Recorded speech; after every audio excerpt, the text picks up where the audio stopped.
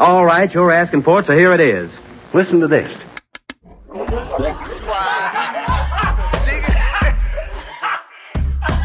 want you fucking laughing at. We partners pod, kid.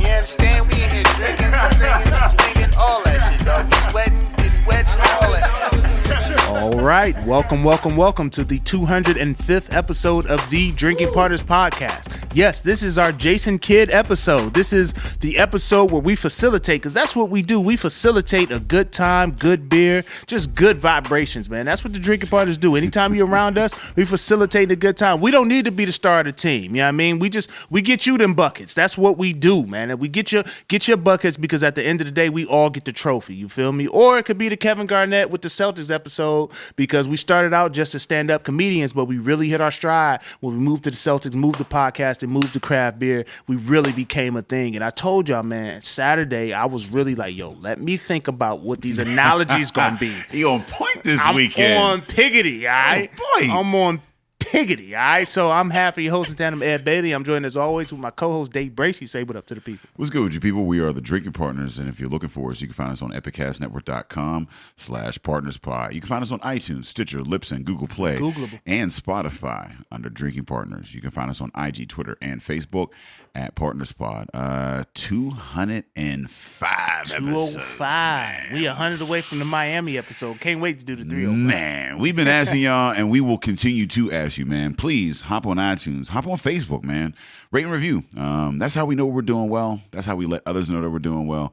And that's how we continue to do well, man. So please hop on iTunes, hop on Facebook, rate and review. Hop on anything, man. You love us. You see us out in public. We be in the grocery store. We be everywhere. We've been round. Are you so and so? You know, y'all get us confused. You ask Dave if he's Ed. Y'all ask Ed if he's Dave.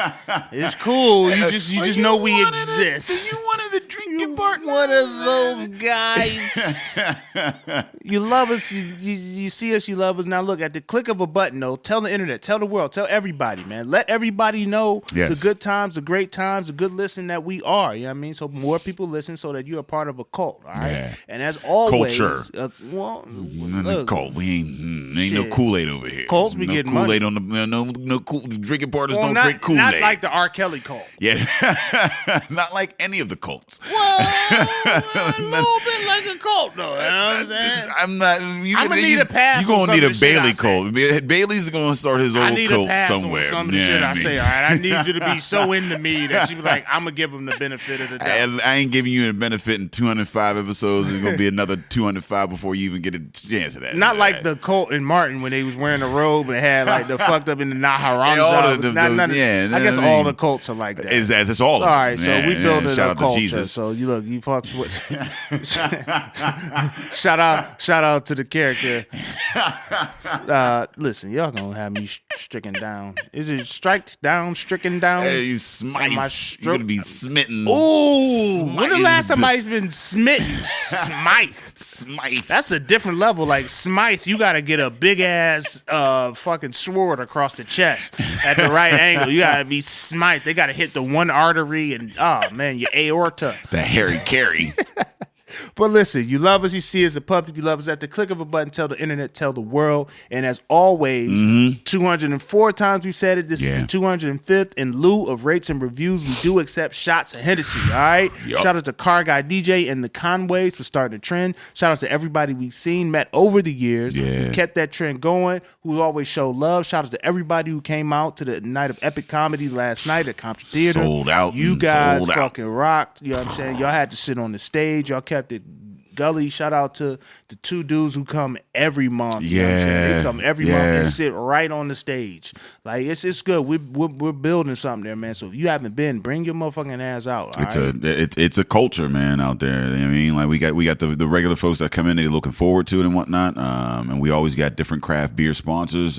This month coming up, we will have Mindful. So the thing that we're doing in 2019 is we got these like kind of like little residency type things. You know what I mean? So for the next 3 months at Arcade and Comtra, you're going to see Mindful. After that, you're going to see Full Pint. And then after that, you're going to see North Countries. You know what I'm saying? I mean, that's going to be, the lineup coming up. I mean, always BYOB, always free craft beer. And ampersand, as well as, in addition to. Yeah, I mean, like, and it's dope because, like, we're always set up in the lobby and whatnot. You can actually have a conversation with the brewery. I mean, keep you it gotta down.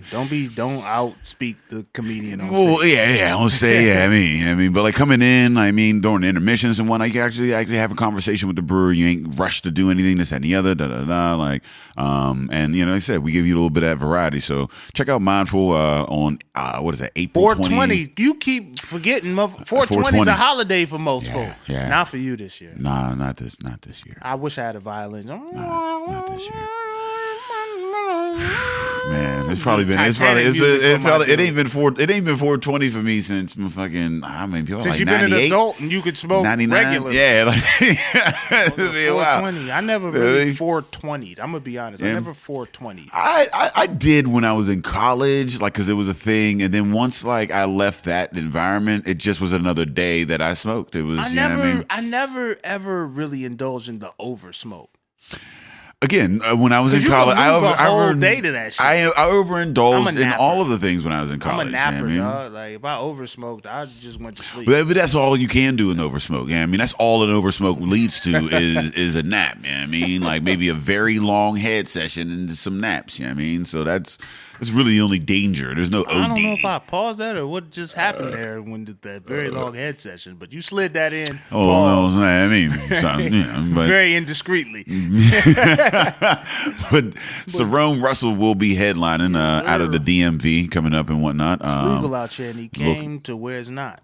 Yeah. Just to give y'all a laugh. Yeah, salute to that man. Yeah, if you see him, offer him something. I mean, he's looking forward to that. I mean, arcadecomedytheater.com for that. Yeah. I mean, 420. And then April 27th, Compton Theater, Mindful again. I mean, if you've been paying attention, BYOB. And who we got? Norlex. We got Norlex, man. We got my bro, man, my fraternity brother, Ice, you know what I'm saying? Bloody Omicron in the building. You know, Norlex is my guy, man. Norlex is on his way. If you've been in Pittsburgh, you've seen him. And, he moved to New York. He's taken over the NY comedy scene. So, it's a pleasure to have him back here. Yeah. On April 27th. Couple of episodes he's been on. I mean, he was in the early episodes when we was in that little room over there in the duck, like him and Off the Record with Alyssa. Yeah. I think then they came in after him. Did she get him. 40 under 40 or is she incline? Yeah, I think she might have got the incline. Alyssa Lyon. One of them you should know this motherfucker type award. Jay, you know what I'm saying? He got the philanthropy thing going and all of that, the ministry. So yeah, he's been running with good people, but Norlex in his own right is a talent to be reckoned with, man. And we got him out April 27th. Listen, I don't know how many times he's gonna be back out here because Norlex gonna be doing theater soon. Yeah. So I mean, true. You better get that theater talent for that non-theater price out of Compton, man. Get with the BYOB Ampersand craft beer. Yeah, sample. get it while it's cheap. I mean, because I remember, and I posted. I said I saw we did this show. I want to say about 5 years ago, and it was like me, you, Norlex, Tim Ross, Razor Watney, T. Rowe, J. Russ, and I was like, look, man. This is the last time you gonna be able to see these motherfuckers. I think we were only charging like maybe $10 for a ticket for that shit. Yeah, $10 charge. That was the budget was only $300. It was it was a $10 ticket for that shit, and that same show every last like I don't know if you could see anybody for $10 now. I mean, that was on that flyer. I mean, and Norlex is in that. I mean, get him while you can get him now, man. Like, getting it. And then while the getting is good. And then moving forward, we got Fresh Fest. Fresh Fest coming through August 10th at Nova Place, headlined by Nappy Roots. They'll be collabing with Dancing Gnome on a collaboration beer. 40 collaborations, 40 local brewers paired with black artists, entrepreneurs, politicians to bring one-off collaborations for you. I mean, for that festival, we got 30 black brewers coming in from around the country. I mean, representation matters, showing the folks what we do out here. And man, we got six bands, artists coming in performing. We got 4 DJs, VIP, early sessions. We got live painting, arts going on around there. It's a festival. And there's beer there. You know what I mean? Like, you're not like, you're going to drink, you're going to enjoy it. You're going to go there and having the conversations and this and the other, but you're also going to enjoy yourself outside of that. So appreciative of all the people that are involved with that, all of the folks that make that happen. It's a community event, and looking forward to seeing everybody there. And, man, it's a carnival of community, carnival of collaboration. It's just a really good event, man. The vibes. If you were at Fresh Fest 2018, you understand the vibes. You know what I'm saying? It's not just about the beer. The beer is just an onboarding thing to get you in. It's just really about the people who are there, the community, everybody working together, collaborating, just having a good time, man. Just taking the time to just enjoy themselves in the city, man. And again, we talked about it last podcast, but we're gonna say it again. We're very fortunate to be a part of, or facilitating events that move the culture forward. You know what I'm saying? And I really enjoyed it. That's the best thing of this podcast, being able to do so. Fresh Fest. Number two. I guess it's the first time we can announce it or whatever. But the USA Today poll, we got number 2 out this bitch for the best festival. Yeah, they cheated. Of the year. People had their cousins. We the best fucking festival, man. But we was number 1 for like mad long, then all of a sudden they started throwing number 2 out there. It's like, who let motherfuckers vote twice? Yeah, but it's still an honor to even be mentioned, like even be in the conversation. One year in to even be on the docket. Yeah, there was Boogaloo, Great American Beer Festival, like the South, there was some good festivals in there. Yeah, there was some good long-standing festivals in there going in there. So like it was dope to even be in the conversation. So shout out to all the folks that support on that, and looking forward to seeing y'all out there, man. And not to rush into anything or whatever, but we got Cocopreneurs launch party April 19th. All right, so the directory's up. It's getting a lot of traction. You know what I mean? The Cocopreneur directory's up, but we're gonna have a launch party. We're gonna celebrate the launch of the directory, and we're going to celebrate Wifey's birthday. It's the same day, April 19th, you know what I'm saying? We got a good lineup there, too, because we got, PA State Rep Summer Lee is coming through. She was on an episode of Drinking Partners, but she's been making waves. Just introduced her legislation, too. Yeah. So shout out to Summer Lee, man, doing big things. We got Daniel Lavelle, you know what I'm saying, Hill District Councilman, and we have Brandon Brooks in the building. They're all going to be speaking. Cocopreneur, we're going to be celebrating that. I'll be hosting, you know what I mean? Like, I'll be as sober as possible on a celebratory evening, but I'll still be talking my shit. April 19th, go to, you know what I'm saying, sylapgh.org. That's SYLAPGH.org. Support your local artists.org/events. You know what I mean? Get your tickets. Come through. It's going to be a good time in Slate in the Strip District, man. Again, affecting the culture, changing the culture, man. Just shaping that shit to what we need to see, what we need to do, what we need to happen. All right, so that's good, and that leads us directly into our episode, because this is the episode 2 of 2, which one of one sounded like 2 of 2, but it's like 1 of 2 sounded like 2 of 2, but that's cool. But it's just all in the vein of shaping, creating. You know what I'm saying? Like taking ownership of what you'd like to see, and these gentlemen here, you know what I'm saying, with their brewery, they've been doing such. I mean, they like to see shit released. They like to see shit out on the market. They like to see a certain feel, vibe. They got a new spot coming through. Part of the freshman cask of Fresh Fest. You know what I mean, as we like to call it. You know what I mean? I don't know. Oh wait, I got to do my subliminal. Yeah. No, we got Jamie and Paul from Cinderlands in the building. Say what up to the people. What up, people? Hey, people. Okay. Yeah, very literal. We'll take it. Yeah, very, very there. And they did it. That's exactly what you ask for it, they deliver. They ask, and that you ask, and ask, and ye shall. So the thing that we never ask anybody, that I've always been like, yeah, we should ask that more often, and then we never ask it, is first and foremost, why the fuck are you all called Cinderlands? Why, you know what I mean? Tell us about that. Never asked it. I never, you know what I mean?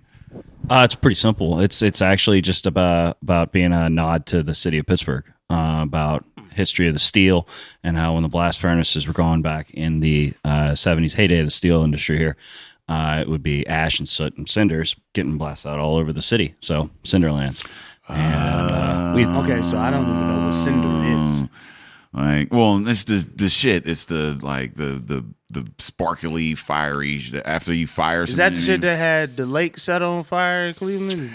You probably what cinder Cleveland that fell into the lake. Yeah, Cleveland might be the real Cinderlands. Y'all whole fucking lake was on fire. Yeah, I mean, you like, had rivers and shit. That's what I'm you know saying. what I mean? Like we don't get the industry. Like I don't actually know if people really respect what we were historically. They You just think be people like, respect Cleveland?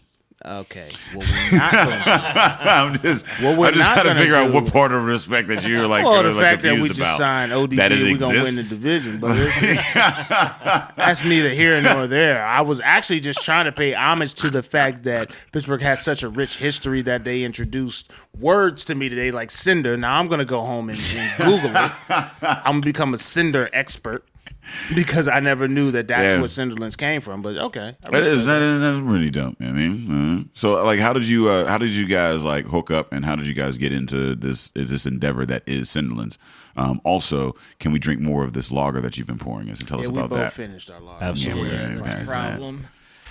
So yeah, we I was brewing at a place called Solemn Oath Brewery in Naperville, Illinois. Solemn Oath. Solemn Oath, yeah, they're awesome brewery. They're out in the suburbs. They were like in that early wave of breweries that opened up in industrial parks, and we're kind of bringing people out of the downtowns into these weird tucked away areas like throughout cities and suburbs. They opened back in 2012, and at the time I was a high school history teacher, and I was just, like had this homebrewing hobby that was like taking over all my time. And I just loved it. I wanted to learn more about it. So I was reading, listening to podcasts. There weren't podcasts in 2012. That's a straight up lie. I was reading, listening. Brewmasters on TV back then. Well, Podcast left coast. I just want to just say that we started in 2012. You so did start in the second- 2012? The second half of 2012. So All right. yeah, there might not have been podcasts at first. I don't feel like And I we mean, started in 2012. we That did. would put us at 7 years. No, you're 100% right. No, we got a doing comedy in 2012. Yeah, you're 100%. God damn. Clearly, we were drinking throughout all these. So But yeah, The last time I'll ever have a sober moment. but yeah, I was a high school teacher, and I really wanted to figure out how to see if I could make this beer thing a career. Because I was young, unattached, not making a lot of money or anything. So I figured if I'm going to do this, like it's now. So I just took that chance to kind of explore my passion and see where it took me. So I started writing a blog. Nobody was writing anything about the Chicago beer scene at the time, and I figured, well, I'm like just by simple fact of doing this, I'm going to talk to people. I'm going to meet people. I'm going to get to know like everybody around town, see what's going on, and eventually maybe that'll turn into something. So I like taught homebrew classes. I was doing this blog. I interviewed a bunch of people. It's crazy how easy it is to get people to sit down and talk with you because they got a story to tell. Everybody wants to let the people know what's going on, and if you can 205 episodes. That's Yeah, right. This is definitely a testament to motherfuckers coming to sit down and talk. Yep. We ain't giving you no money. Everybody sat here is volunteered to talk to us. So I ended up interviewing these guys at Solemn Oath, and it went really well. And they invited me out afterwards, and we got some beers at this place called Bavarian Lodge. That's like it's like in its like second iteration. The family owned it, and then it got flipped over to the next generation. They were like, what are we going to do with like a dying, like German style, like traditional restaurant in the Chicago suburbs? And they said, well, let's make this like one of the best beer bars and restaurants in the whole world. And that's what they did. So they turned around. We went to this place, had some beers, and they said, hey, you're a high school teacher. It's summer. Why don't you come intern for us? So I got in there and got to do all the super glamorous stuff that like a entry level assistant brewer does, like, clean kegs, mill grains, scrub floors, clean tanks, organize the cooler, et cetera, et cetera. But I mean, brewing's a lot like an apprenticeship. You learn from the head brewer that you start with in a huge way. And having not gone to brewing school, and my head brewer hadn't gone to brewing school either, and none of the guys who work at Cinderlands now ever touched a lick of like a textbook on beer in a formal education setting. Like it's an apprenticeship. I know Buzzy did a stint as a carpenter. Like it's the same kind of deal. You go in, you learn with people on the job, you learn how they do it, you learn what they care about, you understand why they care about it, and then you translate that into your own work and you embody it. And then eventually it's muscle memory. And you're flying around the brewery not even thinking, you're thinking about, you're daydreaming about being up in the mountains or whatever, and you're turning valves and Vorloffing and sending wort here, pitching yeast there, and it's just it. And it happened real fast. I was a high school teacher one day, and like a year later, my head brewer is like off to get married, and he's gonna be gone for 2 weeks in Jamaica, and I'm in charge of the show. So it's just, it was a crazy, like fast transformation. I mean, but like like that's a thing that I don't think a lot of people. I mean, the conversation is starting around here. I mean, in America, and people are starting to like kind of be more aware of it. But like that apprenticeship, the apprenticeships, the apprentice, the motherfucking the shit, the apprenticeship, the apprenticeship. Why are you struggling so much? You said it right the first time. Okay. The apprenticeship. The apprenticeship. All right.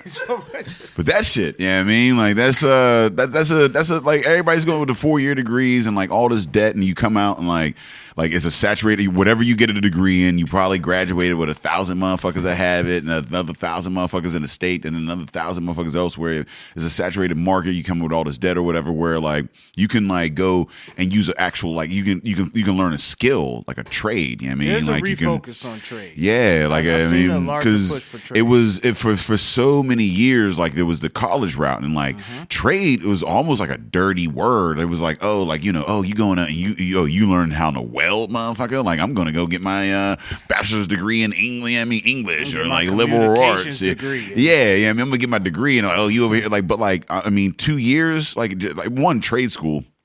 You know what I mean? But like two, like I said, an apprenticeship where you can just like, I mean, actually go on the job, and like, I mean, that it's almost like a lost art that I feel like, I mean, there needs to be more of a focus on, because this is the future. I mean, like you can learn a bachelor's degree. I mean, you can have that, like, whatever. And like, I feel like with that, you're almost dependent upon an employer.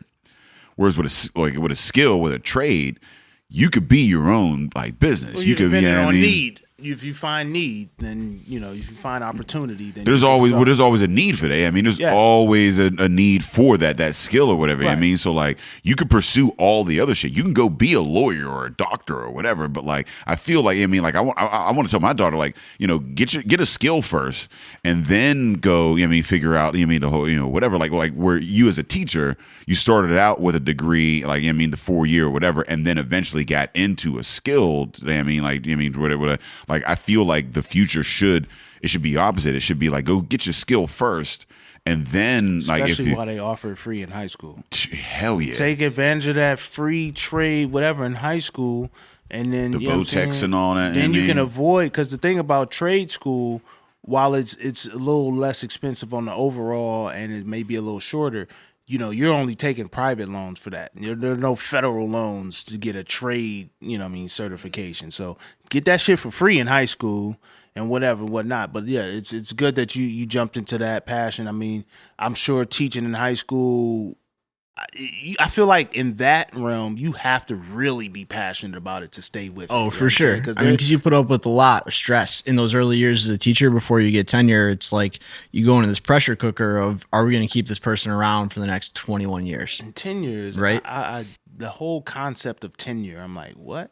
Like, motherfucker, we teaching. Like, why? Yep, but I don't want to get into that. But how did you two hook up? Like, okay, so you're brewing. So yeah, I was brewing at Solemn Oath, and I got a call from Jamie, who was putting together what would eventually become Cinderlands. And at first, he just wanted to kind of pick my brain about what I knew. He was trying to steal your information. I made He was trying to steal the information. a little bit. He was trying to steal the info. I was making a lot of calls around to people that I knew through one way or another to just try and, because I didn't know a lot about the business of making beer. I knew a lot about beer at that point, or at least enough to know that here's a market that I really enjoy. I enjoy the culture a lot. I enjoy the people that I meet. I enjoy the beer itself, and you know what? These people are making money. So I looked at that and I said, speaking of trades, like I was building websites and had a good job doing that.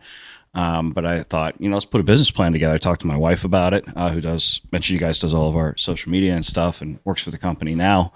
And just started putting this together. And I had a guy who was going to brew for us originally, and that ended up not working out. So I was about 6 months from opening, and I didn't have a brewer. And I called Paul, having speak to him previously, and said, "Hey, our guy dropped out. You ever think about brewing in Pittsburgh?" And he was like, "No." Never crossed my mind. Now, bro. are you originally from the Chicago area? Yeah, I grew up outside of Chicago. Lived there my whole life. I did like college and grad school, a little bit of work. Okay, so you gotta elsewhere. Convince him on the city. How did you sell the city to him? A lot of drinks, some fancy dinners. Do it in Pittsburgh. Paul and his wife Emily came out for a long weekend. We went out and got pretty drunk a couple of nights in a row and talked about kind of just, it wasn't really, we didn't talk a whole lot about the semantics of the business or anything like that. It was more like getting to know you, because I didn't know Paul that well. Getting to know you. That's exactly right. He's playing the whole weekend, man. All about. Yeah, and just had him in, and we had so much fun the one night that they missed their flight. Whoops. Oh shit. Oh, you talking like that was it? Oh, You didn't plan that? That was planned because That was all because he had to also buy the next flight. So like, yeah, I mean, he was like, that was a with the business. right And she's like, airline, they'll let you transfer. oh yeah. I don't know, but are you They sold flying the me? seat. Are you flying me out on a transfer? Oh, you was a fly out. Paul was a fly Yeah, out. that's what I'm saying. Like, yeah, I mean, like, he had the fly out. You a thought, bro.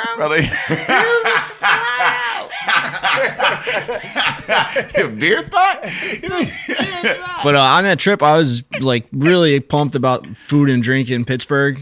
Being from Chicago, we saw like especially like the West Loop neighborhood of Chicago just blow up over the last 6-7 years with Stephanie Izzard's restaurants there, Girl and the Goat and Little Goat, and Au Cheval across the street, which everybody says has like the best hamburger in the world. Brilliant. And then Haymarket Brew Pub's right there. Rick Bayless put like a Oaxacan street food inspired brew pub right there.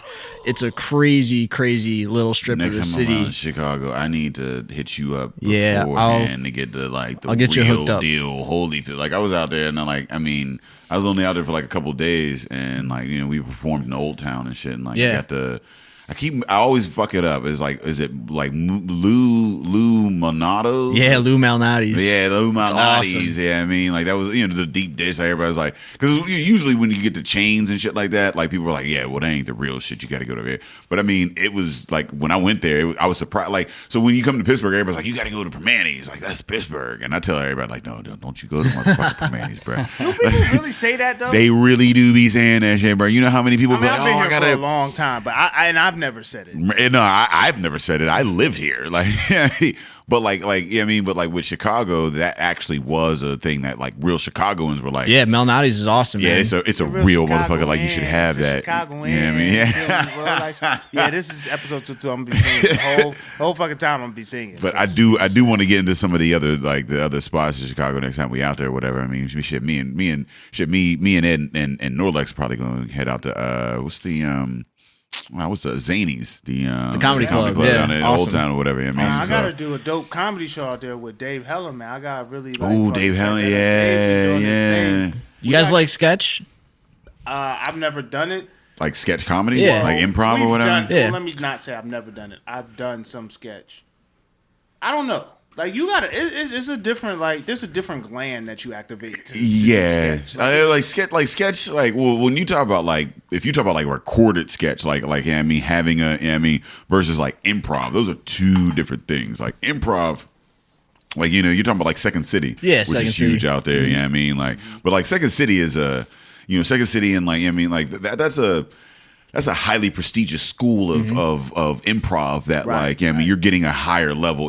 It's just not the little $5 sign up and you come in and for sure. everybody's trying to. Yeah, so it ain't everybody off the street. Yeah, you gotta yeah, I have mean- a little bit of. You Yeah. gotta come with a little bit of credentials. yeah, so I appreciate improv on that level because improv as an art form is either really fucking trash or really fucking great. There's not a lot of middle in there. You know what I mean? So coming from Chicago, I'd imagine you have a great appreciation for it because you've been able to experience the good shit. You know what I mean? Yeah, I mean, going to Second City as early as high school, just going up there with friends or on dates or whatever.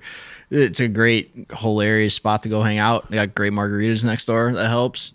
And I ended up at Solemn Oath. I worked with a guy who went through the Second City School, and I just appreciated all his stories. He grew up knowing Bill Hader and stuff, and got to see his career take off, and it was just a wild thing to be connected to.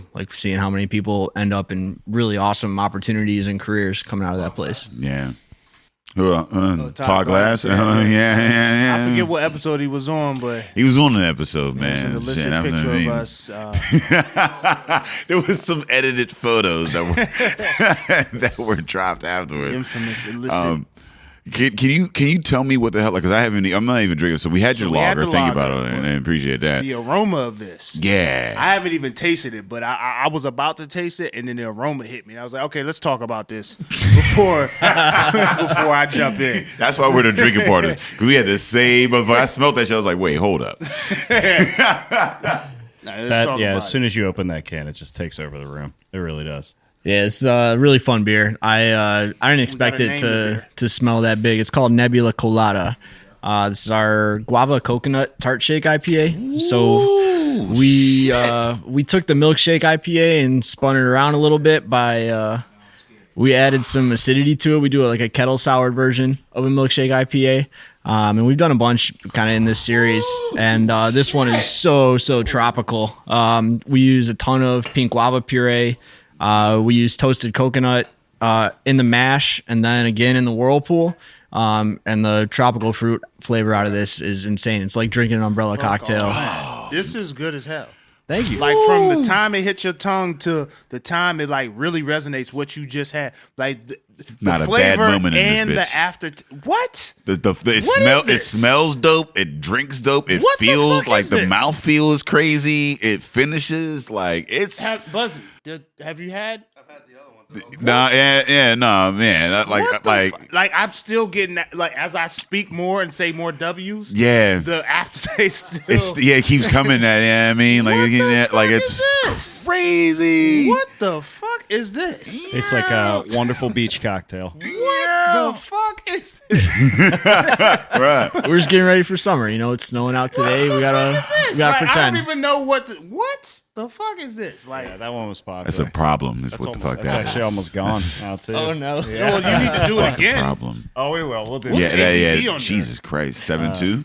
Yeah. Yeah, Say 17. on there. And it's a 7. Yeah. Oh shit. That's dangerous. Because 7 is like a sweet spot because we drink so much. It's a sweet spot. It's not light. It's not heavy. It's like what do they call it? The brewer session. That's what I Okay, mean. yeah, Jeff like said. Like, Yo, whew, what the fuck? I'm glad you like it. I'm glad I like it. Shit. I'm glad you brewed it. it's true. Like this is a volunteer effort. You came here to this podcast. Who hits us this strong up front? Like, That's an IPA too. Kinda. Yeah, well, I mean, Because like I mean, it doesn't like I mean, man, Yo, it what doesn't. style would you describe it as? Well, they labeled it as an IPA. That's what it says fuck a on label, it. all right? But yeah, Look, shit. Lil Uzi Vert's a rapper. It- But you know what I'm saying? Nah, I do what I want. Like, that's not a rap. So, what? I would call it like a tropical sour ale. That would sum everything sour up. ale. tropical sour ale. Yeah, and we were just talking about kettle souring here. Nothing fancy. It's not touching oak. It's not getting any long process. It's getting soured overnight in the kettle, nice and clean with lactobacillus. Comes out and then proceed with. Oh, so there's lactobacillus in this. Not anymore. If there is any, it's dead. It's but dead. Well, yeah, but that's what you brewed it with. I mean, like, because Yeah. that's the sour. The souring bacteria. Yeah. Yeah. So I feel like it make my breath smell good. I think so. Oh, didn't it? absolutely. Absolutely, man. it's like Don't you feel more confident when you get pulled over? Like, it's okay, officer. It's a nebulous. Yeah. You understand, right? Like, I would get pulled over and just give the officers, like, hey, bro, Hey, yeah. Son, why do you Go smell ahead. like orange Mentos? we'll just Yeah. let me slide this to you. Go ahead. Mentos Fresh is full tonight. Yo, what that was the fucking who the fuck? First of all, those Mentos things was long as shit back in the day. They Who was was. carrying that in their pocket and popping one out? They was. Mentos better, Mentos. I don't know fresher. who was doing Fresh goes the better, actual minty Mentos dips. Those fresher fruity ones, you can full crush those hard. Like, Yeah, I'm but actually, I'm not but the crushing minty no mints. ones, yeah, no, the minty ones. Man. I've tried to pull a Mentos out one time at a party. It's fucking There's no, smiling. there's no cool way to There's pull out a nothing to Mentos. do. Like, It's it's not like Did it you hold is the on the post? It computer. look like a mothball. Yeah. Did you hold the pose like Eat those this commercials? mothball. Yeah. Got old lady candy. Give me your phone number. Speaking of old lady candy, can I just? I have to share something. So, wifey bought Werther's It had them at the crib. You know what, man? And I was really disappointed. You know, so let me. So here's the thing about Werther's, and I'm not going to allow any Werther's slander on this podcast. I mean, Werther's was the new age back in the day because there was butterscotch. There was a day when there was a day when butterscotch was reigning across the land. That. All right, I don't eat and that shit is butterscotch. trash. Butterscotch is trash. But when you had the Werther's with that little dot in that bitch, and let me tell you about texture. Let me tell you about mouthfeel. Werther's figure that shit out because that little dot in there and that little, I mean, when you sucking on the Werther's, it's a different feeling from any of the other mouth candy. You get that little suction in there, and it's a thing going on there. And it was buttery and it was sweet. It wasn't just butterscotch, but it also wasn't the fun ass candy. It was like the coming of age candy. Yeah, I mean, y'all ain't buying this shit. This is a coming of age candy. Man, It was if going. I don't buy it, but I love them. Don't you love Werther's? I love Don't Werther's, you love man. Werther's? Love Let's them. contextualize this. Okay. Don't you love Werther's? When That shit is a. you're both married, right? Yeah. Okay, now when you're in a domestic or married relationship, the candy you bring home, there's a big thing about that. It's gotta be community candy. It's gotta be something everyone You can don't fuck with enjoy. Werther's? You're not bringing home no fucking Werther's and putting it in the kitchen. You better bring home some Trolleys and some sour shit. You bring home some fucking Werther's. You know I'm not opening that bag. You know I'm not touching She that trying to fucking bring Werther's. some sophisticated individuals No, over. Yeah, I sophisticate mean, my she ass. trying to You bring some she trying to Werther's bring the home. family to a different Fucking tax A. bracket, bruh. Oh, get she inviting Werther's consumers don't even pay taxes. Bruh, They're social securitized, nigga. They didn't fucking pay. She trying to bring the nod. She trying to bring some investors over. Yeah, Get I mean, the fuck that's outta the here. investors candy. You've changed. You've changed. She trying to change Although you. this probably does taste really good with caramel candy. I was like, I could follow this up with a Werther's, man. You didn't say New York. I was thinking that. I was thinking like you could follow this up with a Werther's. You didn't say that. Nah, get out. That is that's a Werther. You ever Yeah. reached out? You thought your friend was gonna support you, and then they go totally left on you. Like, wait a minute, I don't even know this guy. All these years, I don't even know you. I love Werther's. This motherfucking I just met Nebula. him. He said he loved Werther's. That's cool. All right, I didn't know that, but dang, Who doesn't know? I didn't know you I didn't. don't. I didn't You know mean you who didn't like doesn't? Werther. Who doesn't like Werther's? I don't accept who gives you a Werther. First of all, I don't even know if I've ever tasted Werther's. I'm gonna be honest. Fuck out of here. Shit is Smelling like delicious. Ben Gay. That's why, it's Werther's. delicious. Shit Only is delicious. candy I accepted from old people was the strawberry shit, where the wrapper looked like a strawberry. Dude, them I don't is even the know what it is. all-time the best. strawberry- Yeah, with little green top, I know. little Yeah. green Yeah. tops on them. It was Yeah. the wrapper was a strawberry. 100%. You No, don't know who made no, it. no, no, You no. never saw the bag. It came individually wrapped. No idea who that company We was. don't know who that is. But Trump there's a made the difference strawberry between the solid dips and the ones with a little bit of, in the middle. You see what I'm saying? The ones in the middle was the real strawberry. I hated the motherfucker where you crunch into that motherfucker and it's just still hard candy. You be like, oh, it's cheap. And it's the hard candy that stick to your molars. Yeah. I mean, like, And no, you got to start I'm trying to get it out your molars. Man, that Who is- makes the strawberry candy? That's a very good question. They are so rich. Very good question. That shit ain't never died. Man, if you go to an old person crib and they got that dish, because young millennials, we don't have dishes on our we don't on our have. We coffee are not tables. a communal. We don't have candy that fancy generation. dish on the coffee table. We don't have that no more. That's like a lost art. Shit, Go to your I auntie don't house. even know if motherfuckers have coffee tables all that anymore. I mean, half the time. Oh, because we all got. got open spaces and shit. We want to Yeah. do yoga in the living room. Weird ass young people.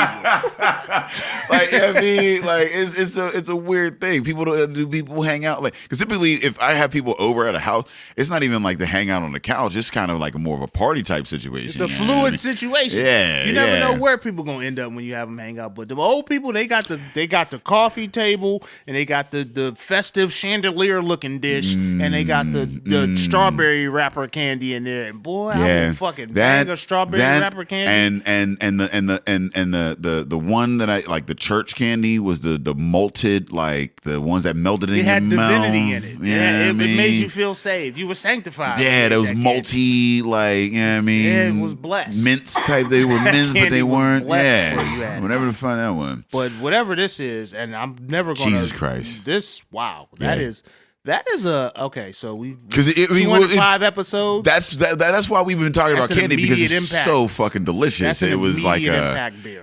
yeah. That's an immediate impact beer. Whatever you're doing to make that, don't forget how you did that. That's We're gonna keep doing it. We just had a meeting with the production team. All the brewers at Cinderlands got together on a Friday afternoon, and we all had the assignment to go home, spend some time brainstorming, come up with 3 or 5 like fully developed ideas about the next Tart Shake IPA, and then like a dozen just like riffs, just like whatever you want. Come up with some crazy you stuff. don't need another Tart Shake. Oh, we do. You got the Tart Shake.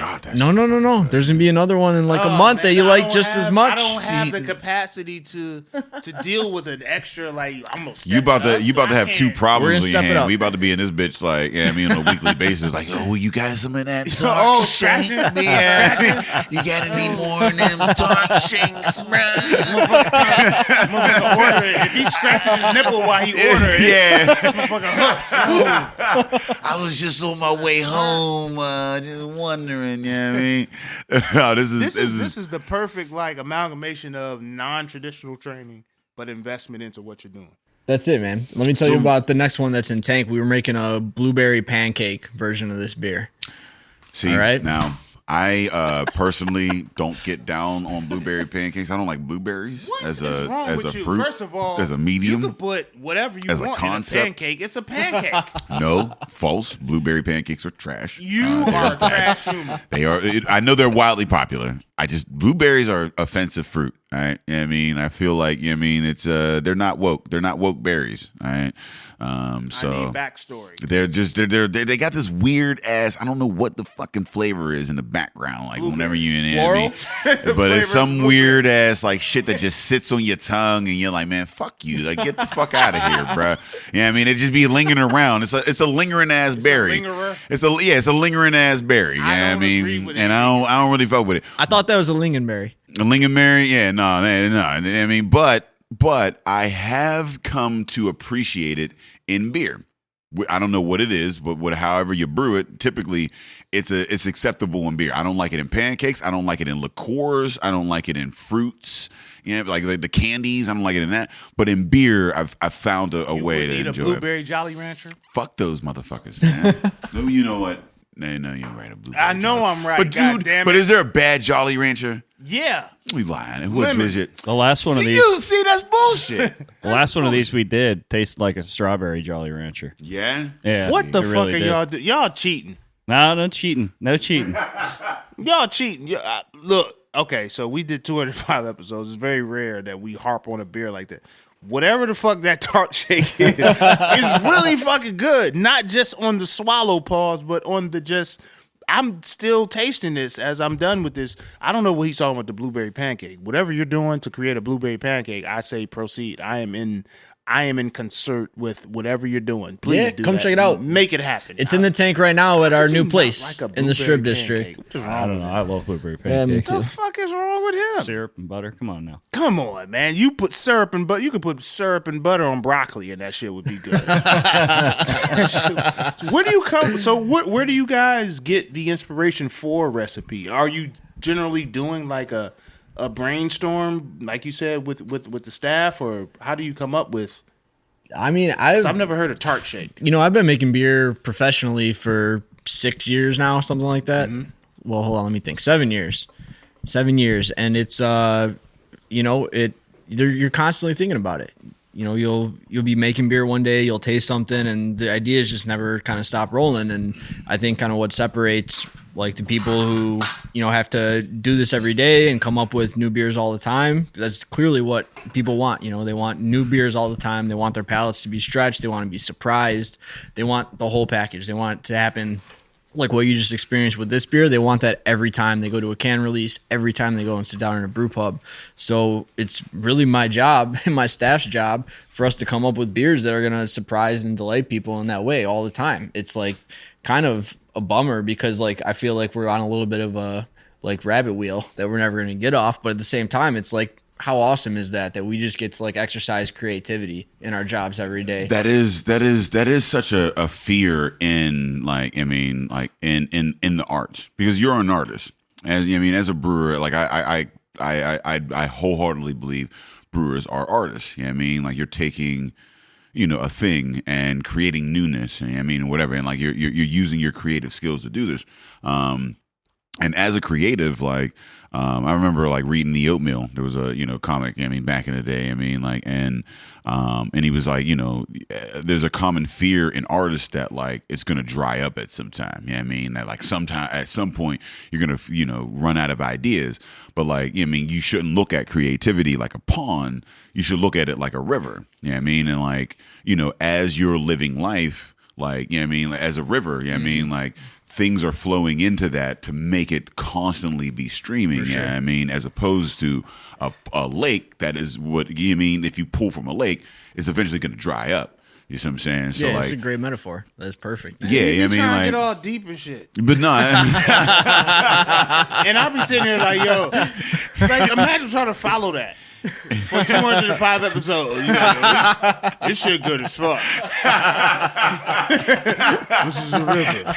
Imagine a river flowing upstream, and you consistently several streams that feed into the river. Oh man! And all of these streams, they turn into what is the bed that is the pond. And I'm just like, yo, this shit good as fuck. Fuck is this? But I'm with you, man. Because like I've never when I was teaching, beer was a thing, right? When I was in college, I had like organizations I worked with, and that was like a thing. I always have to have like my main focus and then something else or other things that are like filling the gap for me, giving me like the fullness that you would expect. And like those things these days are like hiking, photography, like birding. Don't tell anybody. No, you told everybody. You don't tell anybody. You but told like, everybody. What the fuck is birding? all you go out and you photograph and like view and hear and identify birds. Right now we're going through bird watching. Yeah, spring migration right now. We got all these species coming up. Did you see that yellow robin that motherfucker was all about? No, who's talking about it? So there was a yellow robin, like the where? Oh, I did see that. Yeah. Like part of it was yellow, right? No, it was a whole ass yellow ass motherfucking bird. Was yellow as shit. I mean, he had the black eyes. I don't believe it exists because was it a robin or a cardinal? I don't know. It was a red cardinal. It was a red cardinal. Yeah, okay, it was a yellow cardinal. Yeah. Then. Nobody tried to kill it and cook it. See, that's what a smart motherfucker would have did that shit. I would have. I want to know. Served that cardinal and fucking butcher and rye. That's how I see animals. You'd be a terrible birder. You get a little sliver of this yellow cardinal over here. You know what I mean? $1,000 bird. Get this little cardinal nugget. You know what I mean? Stole some of that bird semen and. Because that's how I see animals. Like, and they beautiful, but they're better on a plate. You know what I mean? They look way more attractive with some sauce next to them bitches. Seasoning on that motherfucking yellow bird would have some orange Lowry's on that bitch. I'd have fucking. How you season? Do you go one time or you go back? You go across one, or you go across and back? Oh, I mean, it's got to be a little bit of a light sprinkle back and forth. You know what I mean? Yeah. Like yeah, you season the fuck out of that. Yeah, listen, man. You Salt Bay that motherfucker? No, because I season it and I massage the seasoning in. I don't trust that the seasoning got into it. Oh, yeah, you rub it. I got to massage. Yeah, pause. I be massaging Mad Meats.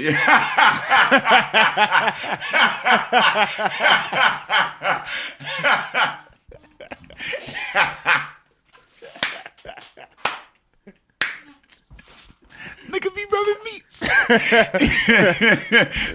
Sorry, y'all, on the second episode. He said mad meats. We ain't worth a damn on the second episode. You keep giving us this colada. He doubled up on the colada. I thought we had killed the can of colada. No. I hope we haven't, because I want more of. I want to introduce this to my friends. I got mad friends coming up from like DC or whatever for Fresh Fest.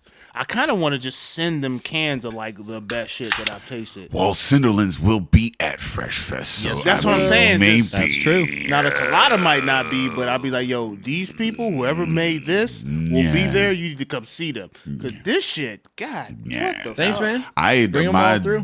The first one that I had, Buzzy brought this can. It was like this stout, and it was like a milky fucking. Scared of the stout. Chocolate. It was so scared of the stout. What? Y'all didn't bring a stout, did you? Oh, we brought a special one for you. Man. This one's got Thin Mint Girl Scout cookies in it. What? God damn you. Wait.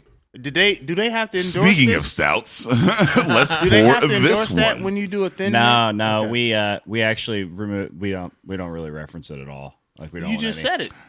I mean, I'm not. Look. Oh, First of all, they be at the grocery stores. I be trying to go in, and you be going to the grocery store to buy weird shit like stamps or drop off your dry cleaner, and these fucking Girl Scouts are in the lobby with these little 6-year-olds. Like, I need you to give me $5 so I can go. how many into the woods. How many troops did you guys clean out?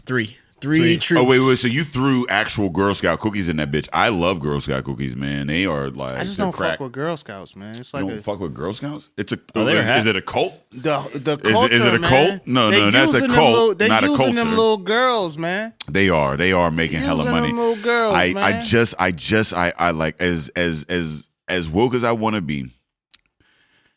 Man, Girl Scout cookies, bro, they just a different It thing. ain't even that they man, don't taste bruh. good. I'm saying they be They using are them little something, girls. man. Them trefoils, Look, man. back in the day, maybe the Girl Scouts, you know what I'm saying? Tag-alongs, when it man. was reasonable that you are one paycheck away from living outside. All right, I understand the Girl Scouts. Come on, man.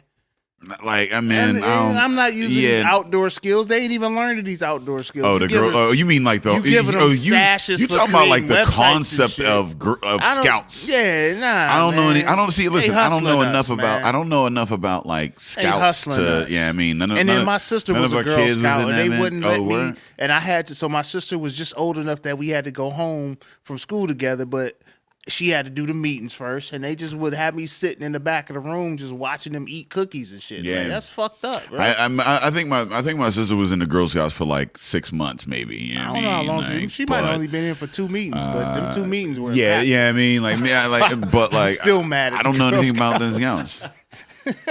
32 all the years politics old, and shit. mad as fuck at the Girl Scouts. Like, what y'all trying to teach? They playing hangman and shit. I know the letter, but they don't let me guess. But the motherfucking cookies, though. Yeah, I mean, I mean, it's hard, it's weird. It's weird, man. Because, like, you know, I don't like the politics of a lot of the products that they ain't making Oreo cookies. But- Them the only cookies I really like. Oreo cookies are the goat of cookies. I mean, just Without let me question. just like not even. Oh, it's and not when they even came a- out with double stuff, No, no, well- it was the game was sold up. Which one we at? So that's the tart. That's the milkshake. That's the style. But no, Oreo is the goat of cookies. There's not a Girl Scouts love them. Trefoils. Are we all Oreo. in agreement there? Yeah. They looking, they like the thin mm, mints because they made a beer out of it. I like a chocolate chip cookie more than any other cookie. Chips or Chocolate, Oreo? yeah. What's your favorite chocolate chip? I come from Chicago. We have this brand called Matt's. I don't know if you guys have Matt's here, but it's like a really big, like soft cookie. Soft. Yeah. I was gonna say with chocolate chip, So you either good. have a preference of soft or crunchy. You gotta go I'm soft. You gotta soft, make go dude. soft. Yeah, I'm I'm a soft. soft. Yeah. Some people like a crunchy chocolate chip though, so that's the first distinction. My favorite cookie. It's my favorite ice cream too. Cookie Little dough. cookies and cream. Yeah. Wait, cookie dough? Oh yeah, so absolutely. that's so it's still a chocolate chip. Cookie Yeah, I dough mean, versus yeah. cookies and cream? Cookies and cream is cookies my and cream is good, favorite. too. I'm Yeah, gonna go I mean, cookies yeah. and like cream. cookies It and damn cream. near had an R&B song, Cookies and Cream. Yeah, no, it is. No, it actually Peaches is and a. cream. But Oh, peaches and cream. Oh, yeah. I would substitute peaches with cookies. Yeah, but I prefer the Cookies cookie. and cream. I would sea walk to that. Be sea walking to. Yo, that shit.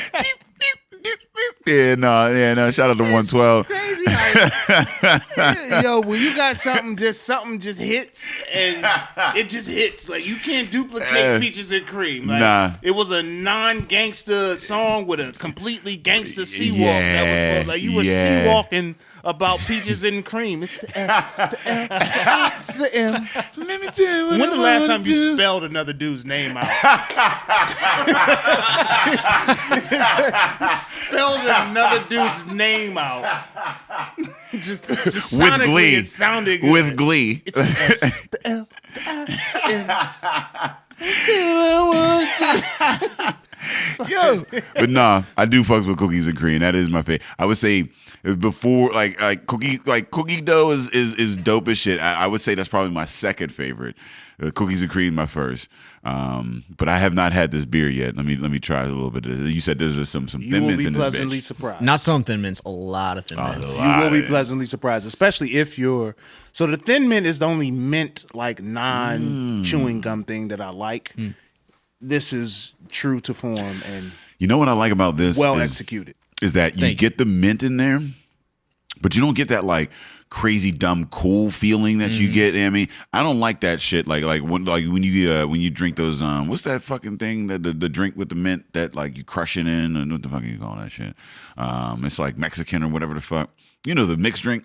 A mojito? Mojito. Yeah. Yeah, it got mint in that bitch, like actual mint, and you crush that bitch up and you drinking it, and you get this cool sensation on the back, and you be like, and it's you breathe it out or whatever. I don't want all that shit. I love the mint flavor. I don't want that mint effect. It gives you that mint, like, no, this is supposed to be mint, but it's not. It doesn't have the mint effect because you know if you mint like outside of the cookies or whatever, it almost feels like your parents forced it on you, like freshen your breath. You know what I mean? Like get your shit right. Like it almost feels forced. But this is well executed, very true to form. Can y'all have some sort of collaborative effort where, you know, the young girls are selling the cookies to the collective and then y'all standing beside them like, yo, to the parents who gotta, you know what I mean, go ahead and get your brew on? I don't know. We tried to steer clear of any of that this time, you know. I just shit, I'll be hustling with the girl. They ain't doing nothing but hustling you. They are hustling. They ain't doing nothing but hustling you. You ain't seen no pictures from a Girl Scout, nothing. You should have seen how the scene unplayed. Like I went to 3 different Giant Eagles to try to find enough Thin Mints for this That's beer. their stomping ground. We were looking for like 150 or so boxes to get like the pounds per gallon we wanted in the beer. And you know, first you get in there and you say, hey, you know, I'm real hungry. How many Thin Mints you have? They're like, oh, we got plenty. Like, how many boxes do you want? I'm like, no, I don't want boxes. I want cases. How many cases do you How many want? boxes you want? All the ones you got. I need weight, bro. Y'all can't. That's y'all can't communicate with them directly. Though? Anytime you go to a plug, you got to go. Listen, I need weight.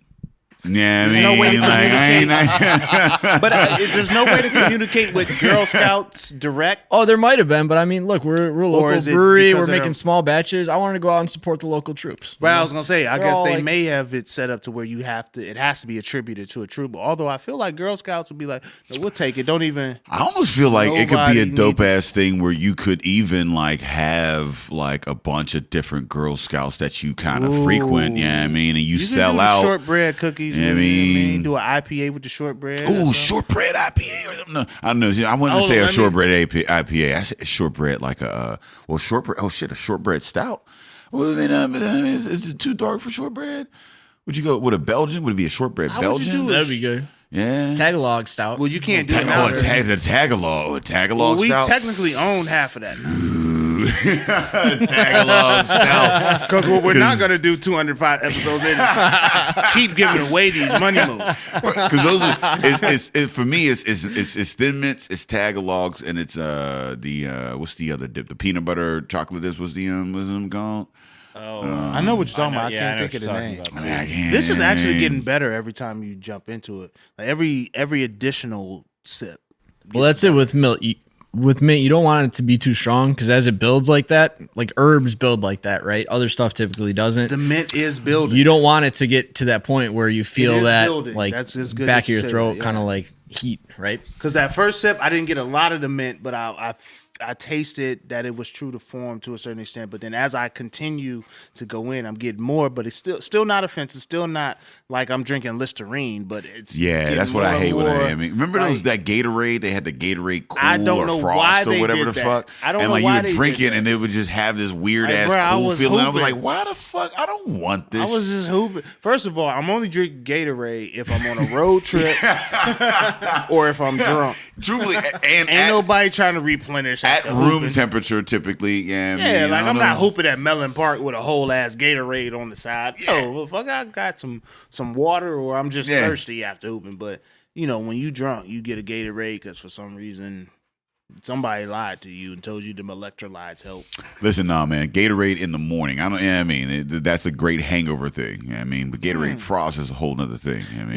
Well, anything that's good and then they add an extra adjective, and I'll be like, no, I'm gonna avoid that. I'm gonna avoid that adjective. Now, you was good there. Now you're doing too much. Yeah, you done changed it to a clear bottle cap. I'm cool. Yeah, I don't trust clear, flavorful shit. If it's clear, if I can't, lie to me. Like, make it red. Like, You gave me clear, flavorful water last night. Yeah. He was trying to sell us on this liquor water. No, I wasn't trying to sell it. Some dude brought this You fucking shit. It was were, called because water. that dude didn't talk to us directly at all. But he did hand it. It was called like some water type shit, and it was water. It was really it was like a lightly flavored water that had alcohol in it. It tastes like you had a cup of juice you finished, and then you put a cup of water. It was like a water with lemon. Yeah, I mean, you No, squeeze it a was a little water bit of with juice. Is it carbonated? It wasn't carbonated at all. Really? It was in a bottle. I mean, but it was 4.5%. I mean, was so water and in you a couldn't glass taste. Like you couldn't. I mean, at that point, I was pretty shit faced. So I don't know if you at sober you could drink it and you get that it was alcohol You'd be like, in that this bitch. tastes like water, But it tastes like on top water. of juice. Yeah, It was not good. Nah, it was not a thing that I would ever It order. was absolutely terrible. I mean, but if I was like if I was like playing like softball, it would be like a softball thing. I couldn't be. There's nothing that I could be doing that was like, let me go to that drink. Not at all. I'd go to a Gatorade Frost before that. Wow. Yeah. It was Zima without the carbonation. That says a lot because Gatorade Frost is trash and Zima is trash as well. Remember Zima had, who do they have? Richard Lewis as their spokesperson or something? I don't even know. Man. Yeah, they had a spokesperson. Yeah, Zima was big for what my I know mom it was used to big for drink a while. Zima. Yeah, and then it disappeared because it was Zima trash. came before there was Limeritas and Smirnoffs. There was Zima. There was no. You're right. Then I don't know what the fuck they did. I don't know how they They birthed. marketed to middle class and was like, "Here's something that you can drink. know what it was? That won't make you not be a good parent." It was one of those trash. It was a trash ass bottle because the bottle was shaped like that granny glass. You know the granny glass, the thick ass like the super thick granny glass that you get. That's like it has the ridges on the side. Ooh, yeah, I mean, and you could The drop that Family Dollar bitch. glass. Yeah, you could Yeah, drop you that got bitch, them and it up. could be. I mean, Yeah. that's what the Zima bottle was. The Zima bottle had the ridges on it. It was the granny glass in a bottle. I think that's what fucked it up. Yeah, I mean, Smirnoff was like, "How about a smooth glass?" And motherfucker was like, "Yep, cool." You know what I mean, sold. I had a Smirnoff phase. How did you guys get out Yeah, of? So Smirnoff you guys phase? are Wait. making really good crafted beer. How did you get out of the shitty drink phase? Like, what facilitated? And we don't ask that enough. What facilitated you getting out of the shitty drink phase? Because everyone goes through the shitty drink phase, if only because of financial, you know what I'm saying, stipulation. Like, how did you get out of that? What was like, you know what? I should drink better. I mean, for me, for like going from drinking, light macro beer all the time, I don't mean to steal yours if this is what you were going to say, but I really like Allagash White. Like first time I had an Allagash White, I was like, I don't want to drink shitty beer anymore. And I was like, that was it really. Tried that. And I was like, I never knew beer could taste like this, and just drank that like time and time again. And then started getting into other stuff. Like I only ever drank beer, and then I started getting into like brown liquor and stuff like that. And Yeah, trying brown. trying all brown, you know, it's going down. That's right. And that's what did it for me. It was just like seeing that like there's a lot of stuff out there that's really good flavor to it, and you can make it really nice and delicate and balanced, and there's all kinds of like great stuff like that out there to try. That's what did it for me. Mine was a really weird beer that did it for me. I was out in Wrigleyville in Chicago. I was at a show at the Metro, which is a venue. They Yeah, done named the whole neighborhood after the stadium. yeah, God damn. and it's wild. But I was at a show at this place across the street called Metro. did the Spent motherfucker a make lot the of time there, and we walked down the block to the Goose Island Wrigleyville Brew Pub, which is no longer around, but. We're hanging out there, there's a group of friends, and my buddy comes back holding this like wine glass looking thing with like a gothic metallic M on it with like a gold rimmed lip. I'm like, what is this thing, man? Like, what are you doing? We're sitting there drinking 312s and probably like bottles of Miller Lite too, I would imagine at the time. And he's like, this is a Matilda. Like the bartender said, like, you got to try it. So Matilda. I tried it and it was crazy. It's a beer that's based on Orval, which is like a Belgian pale ale bottle conditioned with Brett. So it's like super funky initially, like in its early years, it's hoppy, and then it fades into like dry vinous, like super, super like barnyardy funk. And like that was my introduction to like what beer can be. You know, that was like the jump over to like what's next, what else is out there. And at that time, I think I was home from grad school. So when I got back out to school, I, dipped into all the local bottle shops, lucky to have like some good ones with a ton of Belgian beers. and I just like worked my way through Belgian beers and then into American craft from there. And then that was it, man. Like it was one beer that did it. But man, Belgians are like, I mean, those are for me, like the gateway. You know what I mean? Like it's a gateway drug. Like you can taste in Belgians that they have a beer like culture. You know what I'm saying? Like beer is the it's the primary drink source there. Yeah. Whereas here is not so much the primary, but yeah, I feel like Belgians did a lot, like, and they like a lot, like, and then like crazy ass styles like coming out of Belgium. I mean, like, isn't like every beer a Belgian beer? And then like, because I mean, they do like the sours, but then they do like wheat beer, and like there's so many different. Like when you say a Belgian, like what does that encompass? Yeah, well, the beer that I had, Matilda, that was Orval's a Trappist brewery, but they don't fall in line with the other ones in terms of the style of beer they make. Those other breweries, you'll get a double, a triple, a strong dark, and then they'll have like a Potter's beer, like a single that the like monks themselves will drink. Orval, like as far as I know, they don't do that. They make this Brett Pale, so it's like hopped like an English ale. So you gotta slow the fuck down. You said a lot of shit in that little bit of, you know what I mean? And I was Yeah. like, wait, so All the they said the styles, Trappist, and then the single, and that's do what all the I mean, styles, that's what they be drinking, but I'd be like, and I'm like, wait, what? Yeah, So, so- wait, what's the shit that the actual monks are drinking? So they're drinking this stuff called Potter's beer, like Father's Potter's. beer. Yeah. So it was like, or they call it Ankle sometimes, Ankel. And that was like a single. So it was a lower strength beer than they would typically release. When these monks are brewing beer in the Abbey, they're selling them to fund their operations, putting new roofs on the Selling building, to make money. doing their acts of service, etc. Like they need income to do what they do. So that's one way that a lot of them do it. Others make cheese, others do all kinds of stuff. So the Trappist breweries that people are most familiar with in the United States anyway, like Westmalle and Rochefort, and West Flatiron, like all those make like a double, a triple, Belgian double, Belgian triple, Belgian quad, which is the way we would refer to them. And Orval just like kind of doesn't do that. They're like the weird odd guy out, and they make this like Brett bottle condition, like hoppy pale ale that like changes immensely over its like 4 or 5 year like life in a bottle. And that's kind of like the first beer that introduced me to it. But the Belgians, that's like one piece of it, is that monastic tradition. They have this Monastic tradition. yeah, the monks.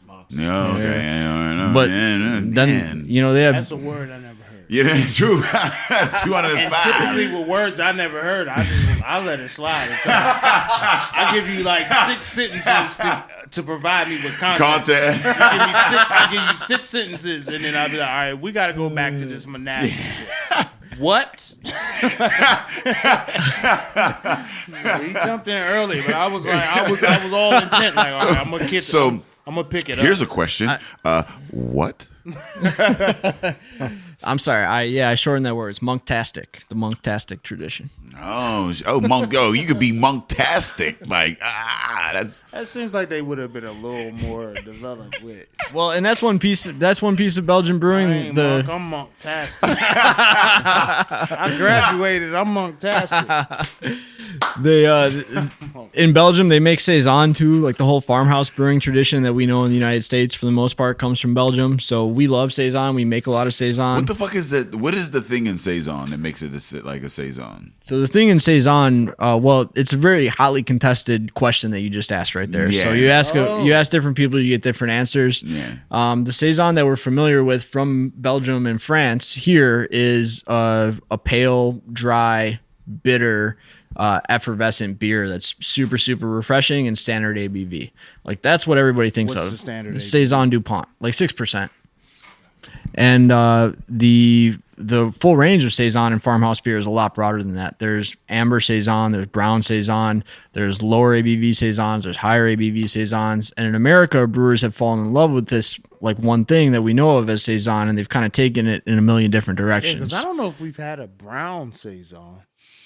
I mean, maybe. I don't remember having a brown saison. I can't. Like, if we did, I don't blame you for not remembering it. Yeah, well, I always think color, kind of lighter. Yeah, no, yeah. When I think more saison, flavor. yeah, like I mean, like yeah. not- I think of like when I think of saison, I'm thinking like spring, Yeah, maybe, I'm or not summer. thinking brown because when I think brown, Spicy, I'm thinking like more herbal or stout, whatever. stronger. Yeah, and that's definitely like the kind of saison most people think of and most people brew here these days. But we know like from the history that it encompassed a much bigger range of ingredients and colors and malt flavors, etc. There's like a cousin style of saison from France called Bière de Garde, and the versions of that we typically get here are amber or brown. But even in Bière de Garde, there were pale versions, and even in saison, there were darker versions. So I think like American brewers have taken saison in a ton of different interesting directions, and we're making them pass at that too. We've got 2 Brett saisons in process right now. So fermented with a blend of saison yeast, one brewed with oats, one brewed with spelts. Both fermented with Brettanomyces in addition to the saison strains we used. So we have one of those beers in bottles right now at our new location down in the Strip District, what we're calling the Cinderlands warehouse, and the other one's in tank at the original location on Butler Street. So we're going to start trying to push these things. We love them. They're beautiful, beautiful beers. And now we have the ability to put the time and attention and care into them that really makes them outstanding. So I'm super pumped. Hopefully I can share some of those with you pretty soon. Definitely. Ain't nobody saying no we are over the here. drinking partners. So. Typically, how many do you have in the tuck? Like, you seen Flavor Forward. Like, how many do you have in the tuck in development that you're like, yo, we trying to make it work before we like, all right, this is a release? Like, how many? Well, I mean, we've got kind of 7 families of beer that we think of, and we want to have something from each family on the menu all the time. Because those are the beers we believe in. They're the beers we love. They're the beers that we think you need in a brew pub in Pittsburgh in 2019. Let me try to stout. Is that a family? Is it a stout Yep. porter? Mm-hmm. Yeah, we got IPA. Mm-hmm. And we got a lager. Mm-hmm. Pilsner. No, That no would, Pilsner. that would fit with lager. Yeah, We'll put that in lager. lager is a Pilsner. Yeah. Yeah, and that's no. Got 3. So you got saison. Is that a Yep. stout? All right. Sour. Yeah, like the Berliner Weiss, like the fruited sour. Mhm. 5. Oh shit, man. Oh, all right. Yeah, no, I guess right. Belgian. No. No. The other 2, like they kind of break the mold of like the style categories you've been going with. So I'm gonna help you out. We got the Tart Shake IPAs. No. Keep that. Yes. No reason to never, ever let that go. And then the last one is tea and coffee beers. I love tea and coffee as tea and beer coffee ingredients. beers. Yeah, That can encompass stouts, I guess. Too. Oh yeah. yeah. We I had, what the fuck did I have at Juicy Brews that y'all was pouring? we had a coffee sour We ale. had a coffee sour. Coffee, Yeah. sour. That's That was a what weird that. Yeah, Fuck. it was actually good as. I was like, because the people were like, It yo, has to be for you to even put that out to me. yeah. A coffee It's sour. one of those. It's so bold that it's like, yo, yeah. I mean, it's gotta be good. Like people are like, yo, do you have this coffee sour? I was like, the fuck? Why? Everybody first thought is Why? the fuck. Why? It's either the fuck or you me. Well, it's What the fuck or what you mean? But it was good as fuck. Like, cause it Thanks, was, man. because it when like it had the flavors of like coffee. They had some of those like dose of coffee or whatever. But like when I think of like coffee, I think bitter, like you know what I mean? Right. And sour or whatever. And I was like, man, that juxtaposition, like I don't know if I'm ready for that. But it wasn't bitter. Like yeah, I mean, it had coffee flavor, but it was sour. So Yeah, I did it mean, highlight the coffee more as an aftertaste? Ex- or yeah, how like- does that work? like, it was- 'Cause I it think was- it for was- a coffee sour to work, you got to get the sour feel, the coffee aftertaste. That's how I so feel. what but I could be totally off what it base. was for me at least, it was coffee flavor with a sour finish, and it wasn't like it didn't have that bitter. Like I thought it was going to be a bitter coffee next to each other, but it was just coffee flavor, no bitterness, and then like sour there, and it was like, oh So shit. now I'm more interested because it's the inverse of what I would. But that's at least what I was experiencing. Yeah. Tell Co- me what the fuck that was. Well, coffee is like Paul gravitates towards very bright, acid forward coffees when we do single origin kind of stuff. And depending on the way that you brew the coffee, just in the way that you brew the beer, very different process, obviously, but they tend to come out like tasting very different. Sometimes they can be really bitter. Sometimes they can be like very rich and roasty and like full and chocolatey. And this one, I don't know. I don't know what you guys were thinking when you came up with that. But well, we have played with coffee in like all different kinds of styles, everything from Belgian wit beer to pale ales to double IPAs. Like to me, coffee presents so many more opportunities than just like roasty and caramely, right? You know you're going to get that from coffee, but you can already get that from brewing grains. So why even go there? You know, like what does it really add to a stout or a porter or something that's already got that like dark, caramely, rich complexity to it? I like it. I'm way more enthused by that kind of coffee, or by coffee going into beers that need some of that, right? So lighter styles. And then you can pick coffees that, in addition to like the roasted caramely bakery flavors that you know you're going to get, also have like fruity or floral or like earthy, like tamarind, like light lychee, like ginger. Like those are all possibilities coming from coffee, especially if you work with a roaster who goes to origin and tastes the stuff there and is like looking for the same things that you want as a brewer. And I'm lucky to have Intelligentsia out of Chicago as a partner in that. And if they roast it properly, if you over roast a coffee, like you're never going to taste any citrus, you're never going to taste anything floral. So having that like commitment to going to origin, working with people on the farms, like getting the best lots out there, because you can get coffee from one farm, but I mean, they're really savvy about how they do business, and they're going to sell the best lot for the most amount, and then they're going to sell the rest of it more in bulk, more less often in like a direct trade relationship. All their coffee's going to get sold, but they know how to get the most out of their crop, right? And we want to get that stuff that is the very best from the farms that our roasters are going and selecting and then roasting. So having that commitment to like the expense of going to origin for coffee, and then having like the delicate hand and like the point of view about coffee to roast it in a way that's going to bring us flavors that make sense in a wit beer or in a double IPA and aren't going to just be bitter and roasty and caramely. Like that's like huge for me. So we'll bring in a bunch of coffees when we want to make a beer, brew them all, and then taste them against the beer at different ratios and figure out what works. And you couldn't make a coffee sour ale without doing that. You couldn't just say, all right, let's order some coffee, brew it, and blend it. You have to go through that process because you got to pick the right coffee that's going to even fit that style. Yeah. 4 out of 5 are going to miss. Like there's just no way. It doesn't matter what ratio you do it. It's not going to work. You got to find the one that works. And then typically for like a beer like that, you have to go at a really low ratio. Like sometimes in our like stouts or double IPAs, we'll get up around like 8, 9, 10% cold brew coffee concentrate. That coffee sour, we're at like 3, 4%. So much, much lower. So nailing the variety, nailing the roast, nailing the brew, nailing the blending, like it's all has to happen for that beer to be good. You're 100% right, man. Because for a fucking sour coffee, I was like, well, we'll see. And you nailed it. Like, I mean, I honestly, like it was, I was pleasantly surprised. I didn't know what, like I said, like the characteristics. There are so many characteristics in both of those, coffee and sour. I mean, and like you can accentuate and you can, yeah, I mean, and like the alchemy that's involved in that is fucking, it's beyond me. Tell us a little bit about how, like, I mean, because you work with a crew and like the creative side of that. How do you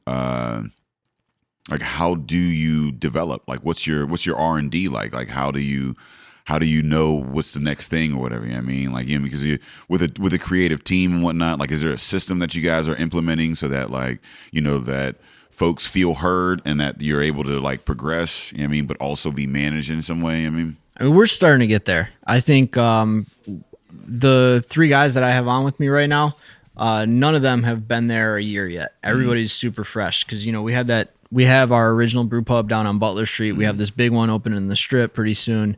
I brought all those guys on in anticipation of this thing opening and me having to be pulled away to work with contractors, et cetera, to get this place open and start brewing.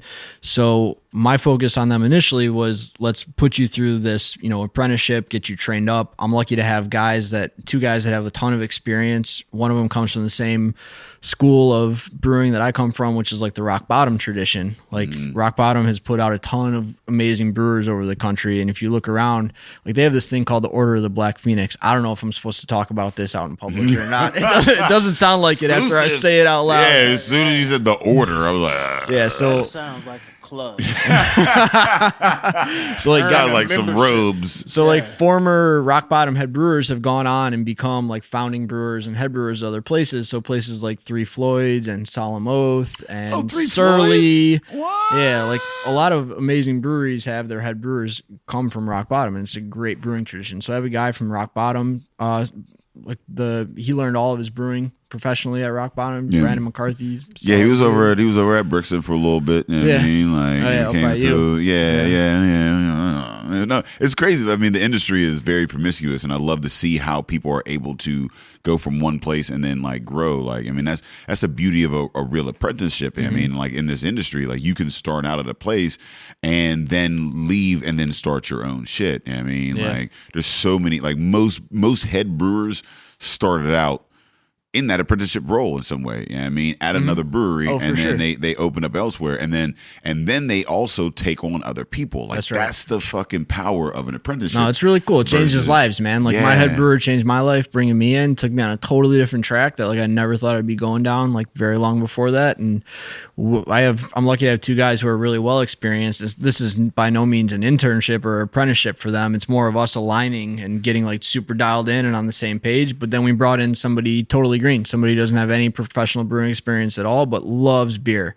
And I'll tell you what, this guy like lives his whole life around beer and just like eats it, drinks it, breathes it, etc. And like having that passion, like in a group of guys who have been doing this for a while, like we have a nice blend of like everything that we could need to go out and, you know, make the best beer possible for this big old brew pub we're about to open, and the other one that we love and we're gonna keep going. So it's good, man. Everybody's starting to get involved. We had that meeting about the tart shakes, and we're just gonna keep working through our 7 families of beer until we have kind of all right, this is where we've been with our beer over the past year and a half. It'll be like closer to 2 years by the time we finish this project.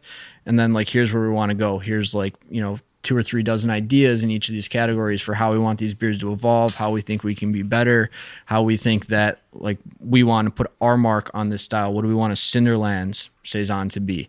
And we're working on all that right now. And finally at a point where everybody's trained up enough where we can schedule and delegate and get organized, and we can trust that everybody goes in and does a real seriously good job.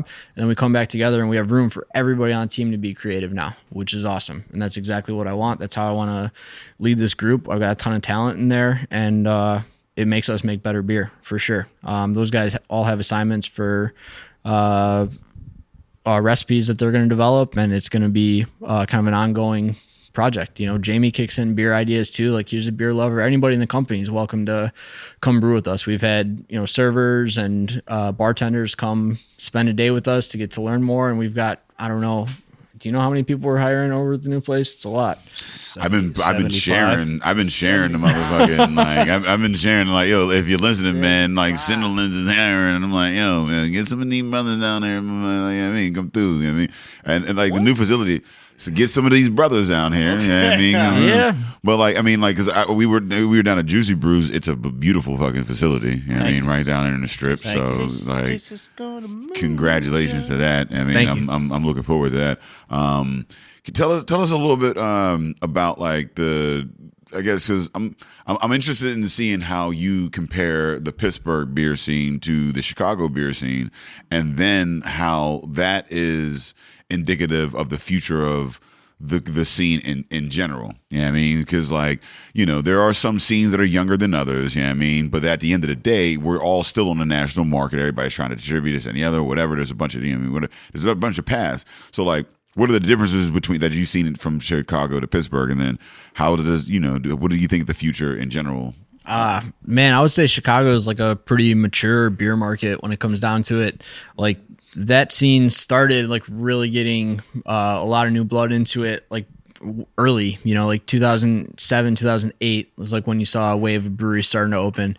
So breweries that have been ticking off like their 10-year marks now. So like, imagine like if you had, you know, Dancing Gnome and Grist House and Hitchhiker and Cinderlands like ticking 10 years right now, you know, we'd be like way deeper into it, and there'd be a ton of people behind it. So it just like developed at a time when things were really different, and like the way you thought about what is a brewery was really different. Like back then it was very much like breweries that were focused on draft distribution. So like the whole business model was to like make beer, put it in kegs, and sell it to bars, right? Like that just isn't a thing anymore. Like nobody would open a brewery with that as the plan. Like the plan these days is like you want to bring people to your spot. You have the on premise, the off premise, and the own premise. You want people to come to the own premise. You want them coming to your place, drinking your beer in the environment you create for them. Because being a brewery, like having the beer is fun, but I think the way people think of it now is like it's a place where you go to drink that beer too, right? So you want to go there, you want to get the full experience of what breweries putting out there and like hang out with their people, get to know the bartenders, like meet the brewers, meet the owners, and spend time in that place and take beer away from that place. And like that, having like a physical location attached where people go and spend a ton of time, like, and that's like the primary experience people have with your beer. Like that's a new thing. And especially like the packaging element that goes along with it. Like we had a 22-ounce bomber bottler. Like that's the canning line or the packaging line that we invested in Solemn Oath back in the day. And like if you were going to open a brewery these days and get like a bomber bottling line, everybody would be looking at you sideways, right? Like nobody wants to buy beer in that format. Everybody wants cans these days. Like I'm sitting here listening to that, and we discussed on the last episode just how beer economy mirrors the larger context of economy here in America. Just where you start seeing these niche, the drive towards or the move towards. So when you say on premise, off premise, own premise, I think that's where economy's going all together. Own and understand, own influence, own and kind of dictate how you consume. And what I really love about the breweries is, you know, you go into the breweries and you're going to get good alcohol. So you're drinking alcohol, but you're getting it the way you want. You're getting the conversations you want with it. You're getting the flavors you want with it. You're getting the food you want with it. You know, you have to invest in that experience, because simply saying, all right, we'll let you drink it at home. Yeah, there's a need for that. Sure, I want certain stuff at home, but you know, at the end of the day, the best beer I've had is probably going to take place in a brewery. You know what I mean? So yeah, I love that you touched guys on it for sure. Yeah, that's what it's all about. That's what our business model is all based around, is having people come into our space and do the things that you're talking about. It's about the experience that we can create for people that goes along with our beer and our food and the environment that we're providing for people to enjoy both in. And that's really important to us and really important, I think, to the customer as well. Having those conversations with people that are on our staff or team. And that's just, I think overall it makes beer much more experiential and much more, it creates a much better. Making up words, experience. So in that vein though, let the people know where they can find you and let them know where they can find the new spot. So you can find us at our original location, which is in Lawrenceville. It's at 3705 Butler Street. It's our brew pub.